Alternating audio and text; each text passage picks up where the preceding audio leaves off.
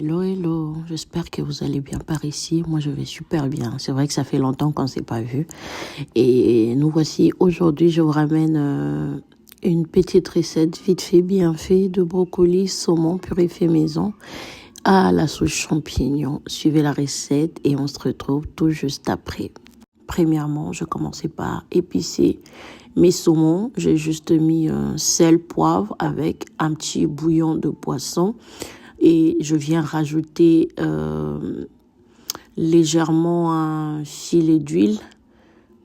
Je les laisse de côté. Comme ça va mariner en attendant que je suis en train de préparer mes patates. Je les bien lavées, coupées et puis j'ai mis dans ma casserole avec de l'eau parce que c'est ça qui va me permettre de faire ma purée maison.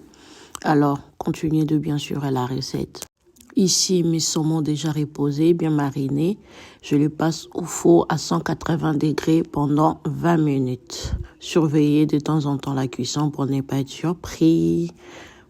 Ici, je vous présente mes champignons déjà lavés, coupés. Moi, je préfère prendre toujours des champignons frais. Voilà. Et là, je viens vérifier la cuisson de mes patates. Veillez, surveillez, voilà. De l'autre côté, il y a mes saumons qui sont en train de bien cuire. Vous voyez comment ça commence un peu à changer de couleur. Et ici, j'avais mis de l'eau chaude avec du sel pour tremper mes brocolis pendant 3 à 4 minutes, pas plus. Voilà. Regardez bien, en tout cas, c'est super bon, hein. Essayez ça avec les enfants, vous verrez que ils vont bien manger des légumes, ils vont bien manger le poisson, ils vont bien manger. Parce que les enfants qui ont du mal à manger du poisson, il faut toujours trouver des astuces différentes pour leur faire manger de légumes. Voilà, regardez bien, je les laisse tremper pendant 3 à 4 minutes. Ici, je viens vérifier la cuisson de mes patates. J'ai vu que mes patates sont bien cuites. Alors, on va passer à l'étape suivante. En attendant, je commence d'abord par mettre du beurre dans ma poêle pour faire revenir mes oignons et l'ail. Pour commencer par faire mes brocolis. Suivez la recette. Là, je viens mettre mes oignons, comme je vous ai dit tout à l'heure, à feu doux. Surtout à feu doux parce que le beurre, quand c'est trop chaud, ça caramélise et il n'y aura pas un bon goût, vous voyez. Donc, essayez de secouer, de remuer à chaque fois avec la poêle comme ça. Les secouer tout le temps, mais toujours à feu doux. Ça ne sert à rien de rajouter un grand feu. Mettez toujours à feu doux comme ça. Ça va permettre à ce que le beurre, les oignons coupés et l'ail soient bien mélangés sans que ça caramélise. Voilà. Ici, je viens mettre mes brocolis que j'ai trempés précédemment dans de l'eau chaude avec du sel. Je viens le rajouter dans ma poêle d'oignons et d'ail. Et je vais assaisonner.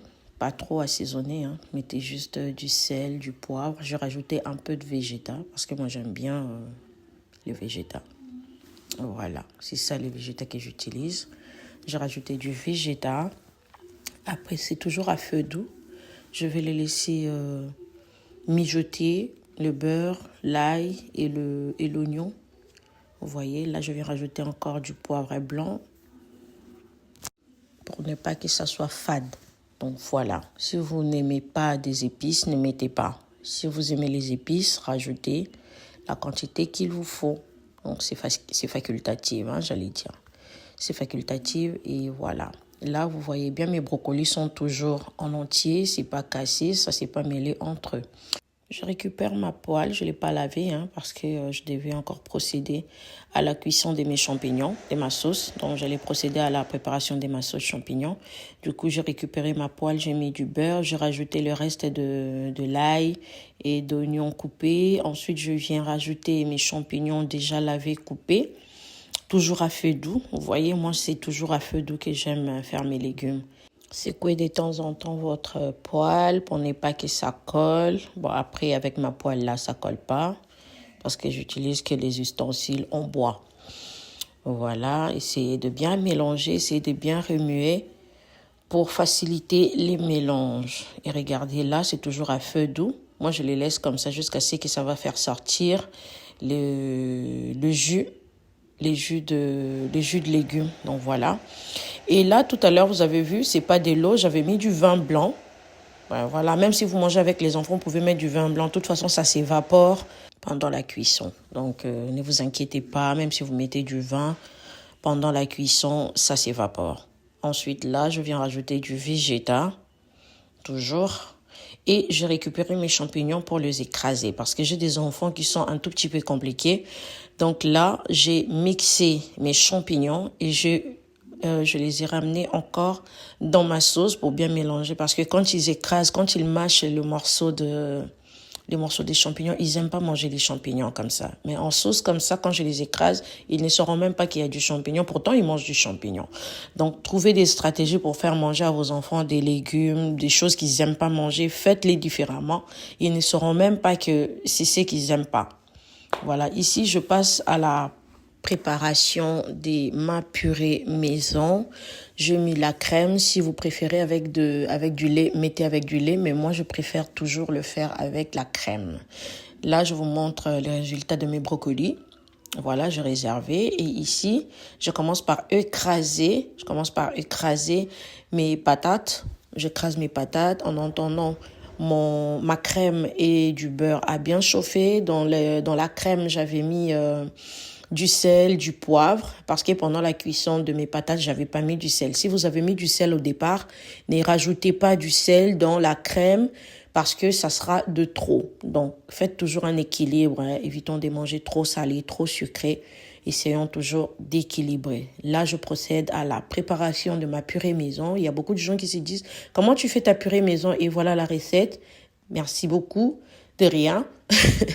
La recette, elle est là. Donc, voilà comment on prépare la purée maison. C'est tellement simple, c'est tellement facile à faire. Moi, je ne comprends pas les gens qui vont acheter de l'industriel. En tout cas, ça, c'est bon.